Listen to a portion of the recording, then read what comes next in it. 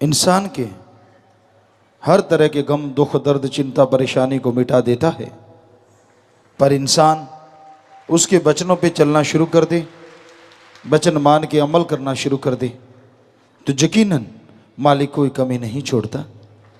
जब इंसान मनमते चलता है, मन की बातों में आ जाता है और बुरे कर्म करता है, गलतियां करता है, तो कदम कदम पे उसे दुख, दर्द, परेशानियों का सामना करना पड़ता है। वचन मानो, वचनों पे चलो। कलयुग में वचनों की भक्ति है। वचन किसके होते हैं? संत पीर फकीर जो बात कहते हैं वो संतों के वचन नहीं होते, बल्कि वो अल्लाह वाहिगुरु राम की चर्चा होती है, उसके बारे में वचन होते हैं और वही वचन करवाते हैं।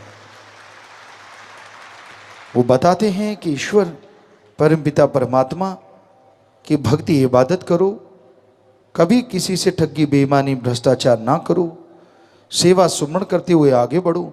यकीनन जन्मों जन्मों के पाप कर्म कटेंगे, आपका अंत्यकरण साफ होगा और मालिक के नूरी स्वरूप के दर्शनों के आप लायक बनते जाएंगे।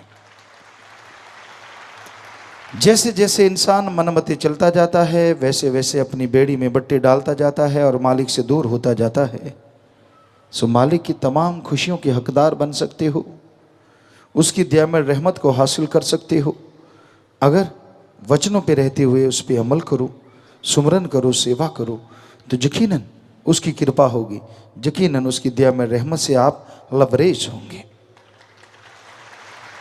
अपनी खुदी को खुदा के रास्ते में कभी आने ना दो। अपने अहंकार को कभी जगाओ ना। मैं बहुत जानकर, मैं ये जानता, मैं वो जानता, मैं बुरी बला है, सको तो निकसो भाग, कहे कबीर कब लगी रहे रुई लपेटी आग। मैं अहंकार, खुदी, जब तक इंसान छोड़ता नहीं, मालिक की खुशियों का अधिकारी नहीं बनता। तो अपने अंदर के अहंकार को मिटाओ सुमरन के द्वारा, भक्ति इबादत के द्वारा। जैसे आग का अंगार और रुई में लपेट के मुट्ठी में ले लो, कितनी देर रहेगा, आखिर आपकी चमड़ी को जला देगा। उसी तरह मैं, खुदी, अहंकार इंसान के लिए घातक है। अगर इंसान खुदी में डूबा रहता है और अल्लाह वाहिगुरु राम को कुछ भी नहीं समझता, तो एक दिन उसे अपनी परेशानियों से, अपने कर्मों से दो चार होना पड़ता है और वो दुखी होता है, परेशान होता है, मैं उसे ख़त्म कर देती है, बर्बाद कर देती है। इसलिए सुमरन करते हुए, भक्ति इबादत करते हुए आगे बढ़िए, ताकि खुदी मिट जाए, खुदा मिल जाए। तो यकीनन ये संभव है अगर आप सेवा करें, अगर आप सुमरन करें, अगर वचनों पे अमल करें। इस दुनिया में सुखी रह सकता है, परमानंद की लज्जतें ले सकता है, और उसके लिए सत्संग में आना, सुन के अमल करना अति जरूरी है। इंसान सत्संग में आएगा तभी सुनेगा और सुनेगा तभी अमल कर पाएगा। तो सबसे जरूरी है सत्संग सुनो और अमल करो। सुन के जब तक आप अमल नहीं करते, तब तक मालिक की कृपा पात्र आप नहीं बन सकते। दिखावा, ढोंग मालिक को कभी खुश नहीं कर सकते। कई बार किसी की कही बात, कोई कहावत रूहानियत में बड़ी फिट बैठती है। एक कहावत पंजाबी में कही जाती है, किते साइयां ते किते बधाइयां। ये रूहानियत में बिल्कुल नहीं चलता। दिमाग कहीं और, कर्म कुछ और, करना कुछ और, दिखाना कुछ और। मालिक को कभी वो आदमी नहीं पा सकता, वो दोगला ही रहता है। दुनिया में भी उसे कोई लोग पसंद नहीं करता और मालिक की दरगाह में भी उसको धिक्कार दिया जाता है, कबूल नहीं किया जाता। इसलिए एक के बनो, और एक वो जो हमेशा ही एक है, दो कभी नहीं हुआ और ना कभी दो होगा, और वो है ओम हरि अल्लाह वाहिगुरु गौड़ खुदा राम सदगुरु। वो एक था, एक है, एक रहेगा। करोड़ों नाम है उसके, अरबों नाम है उसके, तो उसका बनना पड़ेगा, औरों का ध्यान छोड़ना होगा। ये नहीं कि पार्ट टाइम जॉब, जब जरूरत नहीं तो मालिक नहीं और जरूरत है तो गुरु गुरु, ये नहीं चलता।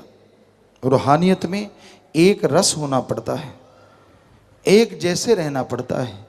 मालिक के लिए तड़पते हो तो मालिक के लिए ही तड़पो। यारी दोस्तियां या दुनियावी इश्क से बचना होगा, और अगर दुनियावी इश्क करते हो तो मालिक से दूर चले जाते हो। हमारा कहने का मतलब ये नहीं है कि आप किसी से प्यार ना करो, प्यार करो, बेगर्ज निस्वार्थ प्यार करो। जिस रिश्ते के लिए आप जुड़े हैं, पति पत्नी का रिश्ता, माँ बेटे का रिश्ता, माँ बाप का रिश्ता, बहन भाई का रिश्ता, जैसा भी कोई रिश्ता है, उसके लिए जो भी आपका फर्ज है, जो भी कर्तव्य है, उस प्यार का निर्वाह करो। अति नहीं होनी चाहिए। अति अगर करना चाहते हो तो भगवान सदगुरु मौला के प्यार में करो, अगर कर सकते हो, क्योंकि वो अति होने ही नहीं देता। उसके प्यार ज्यों ज्यों करते जाओगे, जितना बढ़ता जाएगा उतना ही दया में रहमत उसका बरसता जाएगा, और नूरी स्वरूप के दर्शन होते जाएंगे, खुशियों से आप लवरेज होते जाएंगे। पर जिसे वो देता है उसे देखता भी है, जिसे प्यार लुटाता है अजमाता भी है। पर अगर अजमाने में ही खिसक जाओ तो मालिक कहाँ से मिलेगा। कई लोगों का आपस में 2 का, 3 का, 2 का, 5 का, 7 का इतना प्यार होता है, इतना प्यार होता है कि रोटी अच्छी नहीं लगती, सोना मुश्किल हो जाता है, काम धंधा अच्छा नहीं लगता जब तक दोनों, तीनों, चारों, पांचों, सातों, आठों साथ ना हो। कहीं इतना प्यार मालिक से किया जाए कि मालिक तेरे बिना मुझे चैन नहीं आएगा, नींद नहीं आएगी, सुमन करे, तड़फे। शायद मालिक इस तड़फ से आधी तड़फ में भागा चला आए, पर उसके लिए नहीं तड़पते। लोग एक दूसरे के प्यार में, इश्क में तड़पते हैं, पागल हुए रहते हैं, पगला जाते हैं। इंद्रियों का भोग विलास, थोड़ा स्वाद, उसके लिए अंधे हुए रहते हैं। सब रिश्ते नाते बाकी सब एक किनारे लगा देते हैं। तो ऐसा प्यार आपके लिए घातक है। आप कभी सुखी नहीं रह सकते, चैन नहीं आएगा, क्योंकि कहीं ना कहीं तकरार होगी, कहीं ना कोई झगड़ा होगा। हमेशा तो विचार मिले नहीं रह सकते, और जैसे झगड़ा तकरार होगा तो फिर एक दूसरे की सारी कमियां गाओगे, और जब कमियां गा दी तो एक दूसरे के अंदर जख्म हो जाएंगे, आपस में जुड़ोगे नहीं, क्या फ़ायदा। उस अल्लाह राम मालिक वाहिगुरु गौड़ खुदा रब से सच्चा प्यार जोड़ो। वो इस जहान में भी, अगले जहान में भी, दोनों जहान में आपका साथ नहीं छोड़ेगा, हमेशा हाथ पकड़ के रखेगा। मालिक का प्यार, उसकी मोहब्बत किसी भागों वालों, नसीबों वालों के हिस्सों में आती है। जब तक इंसान अपनी आदतें नहीं बदलता, जब तक इंसान परमपिता परमात्मा के लिए नहीं तड़पता, तब तक अंत्यकरण की सफाई नहीं होती। ये कहा जाता है साइंस में, विज्ञान में, आदमी भूखा रहता है, खाने को कुछ ना मिले तो भी स्टॉक अंदर इतना होता है कि आंतड़ियां अंदर से ही चर्बी को ख़त्म करना शुरू कर देती हैं, पर जल्दी से आदमी ख़त्म नहीं होता। वो कमज़ोर होगा, पतला बहुत हो जाएगा, अलग बात है। तो उससे तो यही है कि वो आंतड़ियाँ चर्बी को ख़त्म कर देती हैं। पर रूहानियत में कोई अपने परम पिता परमात्मा के लिए तड़पे, उसके लिए व्याकुल हो, तो मालिक, वो अल्लाह, वो वाहिगुरु, वो राम उसे अपने दर्श दीदार के काबिल बना लेता है। भावना का शुद्धिकरण होना बहुत जरूरी है, जो कि सेवा और सुमरन के बिना संभव नहीं है। कुछ भी करते फिरो, कुछ भी बनते रहो, जब तक आप सुमरन नहीं करते, सेवा नहीं करते, मालिक का नूरी स्वरूप प्रकट नहीं होगा। आपका दृढ़ यकीन है, थोड़ा सुमरण कर लेते हो, सत्संग सुनते हो, मालिक दर्शन देंगे, लेकिन नूरी स्वरूप में नहीं, वो आम इंसान की तरह आपको दर्शन जरूर हो सकते हैं।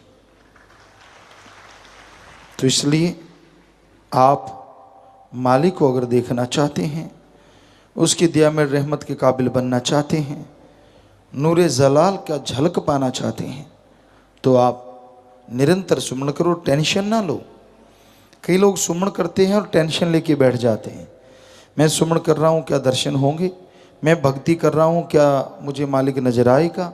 आएगा कि नहीं आएगा? हो सकता है, हो सकता है नहीं आए, बहुत देर हो गई।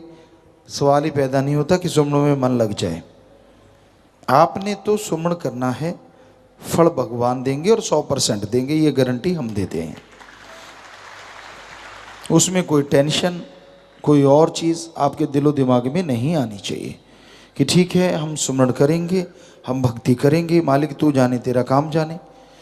बिल्कुल टेंशन फ्री होके आप सुमरण कीजिए, लगन से कीजिए।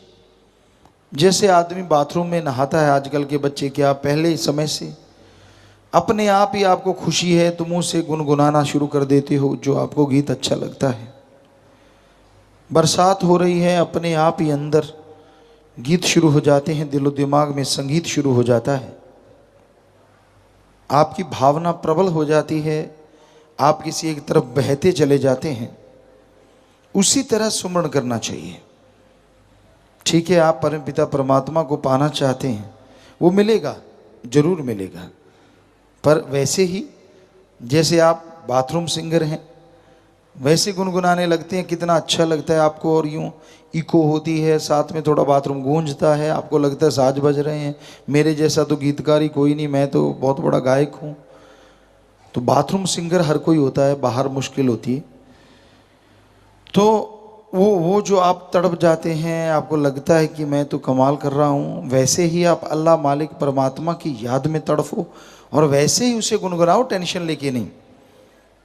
वैराग्य में, खुशी में आप सुमरण करेंगे, भक्ति इबादत करेंगे तो यकीनन मालिक की कृपा होगी और अंत्यकरण की सफाई होगी।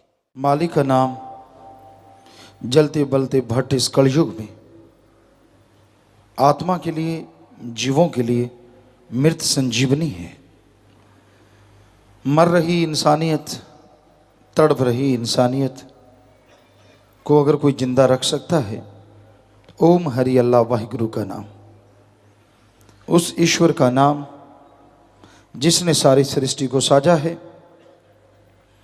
उस मालिक का नाम जिसने सारी त्रिलोकी को बनाया है, सारी त्रिलोकियों को, दोनों जहां को बना के कण कण में, जर्रे जर्रे में जो रहता है, उस मालिक का नाम अगर आप जपेंगे, भक्ति इबादत करेंगे तो यकीनन आप जीते जी बहार जैसी जिंदगी जी पाएंगे और मरणोपरांत आवागमन से मोक्ष मुक्ति हासिल करके परमपिता परमात्मा की गोद में जा समाएंगे। तो ईश्वर के नाम की भक्ति इबादत अति जरूरी है। यह घोर कलयुग का समय है और इसमें जब तक इंसान मालिक को याद नहीं करता, जब तक उसकी भक्ति इबादत नहीं करता, अंत्यकरण की मैल साफ नहीं होती।